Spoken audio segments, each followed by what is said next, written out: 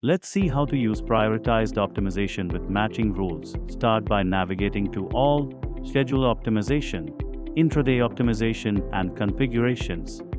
Select New to create a configuration and provide a name in the name field. In the default scheduling attribute configuration field, select the desired configuration. Click the active checkbox to enable the configuration and select Submit. Reopen the configuration you created and in the Qualifiers tab, select Edit. Move qualifiers from the collection list to the qualifiers list and select Save.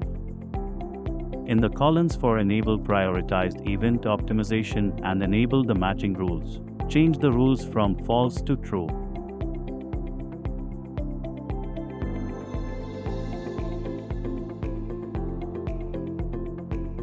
In the Matching Rules tab, select Edit and move the desired matching rules from the collection list to the matching rules list and click Save.